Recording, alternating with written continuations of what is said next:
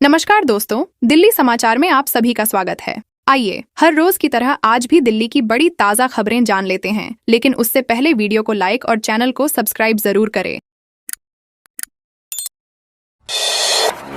जसोला में जलभराव में डूबने से बच्ची की मौत, दोनों भाइयों की कलाई रह गई। सूनी दक्षिणी दिल्ली के जसोला में रविवार को भारी बारिश से हुए जलभराव में 3 साल की बच्ची प्रीति की डूबकर मौत हो गई। वह घर के बाहर खेल रही थी, तभी पैर फिसलकर गहरे पानी में चली गई। परिजनों और पड़ोसियों ने उसे बाहर निकाला, लेकिन अस्पताल ले जाने पर डॉक्टरों ने मृत घोषित कर दिया। पुलिस ने पोस्टमार्टम के बाद शव परिवार को सौंप दिया। मूल रूप से बिहार का यह परिवार जसोला में किराए पर रह रहा था। रक्षाबंधन के दिन हुई इस घटना ने पूरे इलाके को गमगीन कर दिया और बच्ची के दोनों भाइयों की कलाई सूनी रह गई। आवारा कुत्तों के खतरे पर सुप्रीम कोर्ट सख्त, कहा स्टरलाइज करने के बाद वापस न छोड़ें। दिल्ली एनसीआर में आवारा कुत्तों के हमलों की बढ़ती घटनाओं पर सुप्रीम कोर्ट ने कड़ी नाराजगी जताई है। अदालत ने आदेश दिया कि अगले 8 हफ्तों में सभी आवारा कुत्तों को पकड़कर शेल्टर में रखा जाए और स्टरलाइज करने के बाद भी उन्हें सड़कों पर वापस न छोड़ा जाए। कोर्ट ने कहा कि यह कदम इंसानों की सुरक्षा और कुत्तों की देखभाल दोनों के लिए जरूरी है। आदेश के बाद स्थानीय प्रशासन और नगर निगम को सख्ती से अमल करने के निर्देश दिए गए हैं। यह फैसला लगातार हो रही घटनाओं के बीच अहम माना जा रहा है।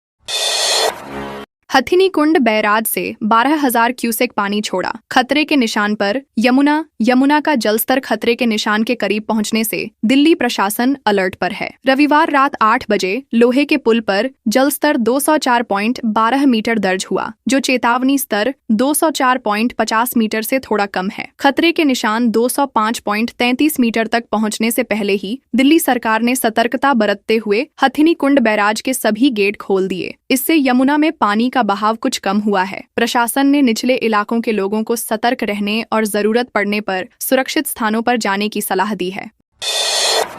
निर्माण और विध्वंस से निकलने वाला मलबा बन रहा गंभीर चुनौती, निस्तारण में एमसीडी लाचार। दिल्ली में निर्माण और विध्वंस से निकलने वाला मलबा अब गंभीर समस्या का रूप ले चुका है। एमसीडी के पास प्रतिदिन निकलने वाले पूरे मलबे का निस्तारण करने की पर्याप्त क्षमता नहीं है। नतीजतन सड़कों के किनारे, नालों और खाली जगहों पर मलबे के ढेर आम हो गए हैं, जिससे सफाई व्यवस्था पर भारी दबाव पड़ रहा है। इससे न केवल शहर की सुंदरता खराब हो रही है, बल्कि जल भराव और प्रदूषण जैसी समस्याएं भी बढ़ रही हैं। नागरिकों ने इस पर त्वरित और प्रभावी कार्रवाई की मांग की है।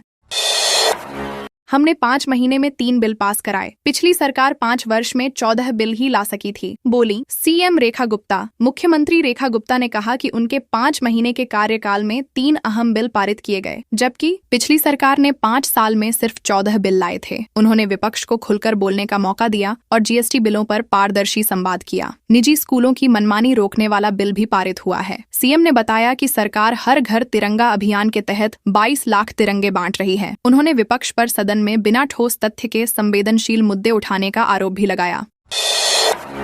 एनआईए की एक याचिका पर कोर्ट ने मांगा अलगाववादी यासीन मलिक से जवाब, मांगी गई है फांसी की सजा। दिल्ली हाई कोर्ट ने कश्मीरी अलगाववादी यासीन मलिक से एनआईए की उस याचिका पर जवाब मांगा है जिसमें उसे आतंकवादी वित्त पोषण मामले में मौत की सजा देने की मांग की गई है। जस्टिस विवेक चौधरी और जस्टिस शालिंदर कौर की खंडपीठ ने मलिक को 4 हफ्तों के भीतर जवाब दाखिल करने का निर्देश दिया। मई 2022 में ट्रायल कोर्ट ने उसे उम्र कैद की सजा सुनाई थी। एनआईए ने कहा है कि यह मामला देश की सुरक्षा से जुड़ा है, इसलिए सख्त सजा जरूरी है। शून्य से आधुनिक गणित तक सीबीएसई तैयार करेगा मोनोग्राफ, संस्कृति के साथ देगा मॉडर्न ग्लोबल नॉलेज। सीबीएसई ने भारतीय गणितीय परंपरा और योगदान पर एक विस्तृत मोनोग्राफ तैयार करने के प्रस्ताव को मंजूरी दी है। यह राष्ट्रीय शिक्षा नीति 2020 के तहत भारत की ज्ञान परंपराओं को आधुनिक वैश्विक ज्ञान से जोड़ेगा। मोनोग्राफ विद्यार्थियों, शिक्षकों और शोधकर्ताओं के लिए उपयोगी होगा। इसमें शून्य से लेकर आधुनिक गणित तक के योगदान शामिल होंगे। यह डिजिटल और प्रिंट दोनों रूपों में उपलब्ध कराया जाएगा, ताकि देश विदेश में भारतीय गणितीय धरोहर को व्यापक स्तर पर समझा और अपनाया जा सके। चॉकलेट के डिब्बों को खोला तो दंग रह गए पुलिस अफसर, अब जांच में खुलेंगे बड़े राज। दिल्ली के आईजीआई एयरपोर्ट पर कस्टम विभाग ने मादक पदार्थ तस्करी के 2 बड़े मामले पकड़े हैं। कार्रवाई में गांजा और कोकेन की 100 करोड़ रुपए से ज्यादा की खेप जब्त की गई। कोकेन चॉकलेट के डिब्बों में छुपाई गई थी, जबकि गांजा एक यात्री के ट्रॉली बैग से मिला। अधिकारियों ने बताया कि मामले में अंतर्राष्ट्रीय गिरोह के शामिल होने की आशंका है। जांच एजेंसियां तस्करी के नेटवर्क का पता लगाने में जुट गई हैं। दिल्ली विधान भवन के टिफिन रूम में रखे जाएंगे आजादी के पहले के दस्तावेज। पहली बार होगा स्पीकर सम्मेलन। दिल्ली विधान भवन में फांसी घर की जगह अब गैलरी बनाई जाएगी, जहां 1952 से अब तक के विधानसभा साक्ष्य प्रदर्शित होंगे। एक अन्य टिफिन रूम में स्वतंत्रता पूर्व के दस्तावेज रखे जाएंगे। 23 से 25 अगस्त तक यहां स्पीकर सम्मेलन आयोजित होगा, जिसका उद्घाटन केंद्रीय गृह मंत्री अमित शाह और समापन लोकसभा अध्यक्ष ओम बिरला करेंगे। इस ऐतिहासिक आयोजन में कई केंद्रीय मंत्री और सभी राज्यों के विधानसभा अध्यक्ष शामिल होंगे। वोट चोरी के खिलाफ जन जागरण अभियान शुरू करेगी दिल्ली कांग्रेस। प्रदेश अध्यक्ष देवेंद्र यादव का बड़ा ऐलान। दिल्ली कांग्रेस अध्यक्ष देवेंद्र यादव ने भाजपा पर वोट चोरी का आरोप लगाते हुए जन जागरण अभियान शुरू करने की घोषणा की। उन्होंने कहा कि राहुल गांधी ने चुनाव आयोग की मिलीभगत से धोखाधड़ी का आरोप लगाया है। यादव ने कार्यकर्ताओं से सतर्क रहने और इस मुद्दे को जनता तक पहुंचाने की अपील की। साथ ही उन्होंने डिजिटल मतदाता सूची की मांग का समर्थन किया, ताकि चुनाव प्रक्रिया पारदर्शी और निष्पक्ष हो सके। कांग्रेस का यह अभियान आने वाले चुनावों से पहले माहौल गरमाने वाला माना जा रहा है। दिल्ली में प्रॉपर्टी डीलर ने भिड़ाया तिकड़म। फाइनेंसर को फंसाने के लिए भाड़े के बदमाश से चलवाई गोली। ऐसे खुला राज। पूर्वी दिल्ली के मौजपुर में एक प्रॉपर्टी डीलर अनीस ने अपने फाइनेंसर को झूठे केस में फंसाने के लिए नाबालिग से अपने ऑफिस पर गोली चलवाई। पुलिस ने अनीस, उसके साथी मुरसलीन और नाबालिग को गिरफ्तार किया। जांच में पता चला कि अनीस ने फाइनेंसर से मोटी रकम उधार ली थी और लौटाना नहीं चाहता था, इसलिए यह साजिश रची। पुलिस ने आरोपियों से पिस्टल और कारतूस बरामद किए। मामले का खुलासा सीसीटीवी फुटेज और गुप्त सूचना के आधार पर हुआ।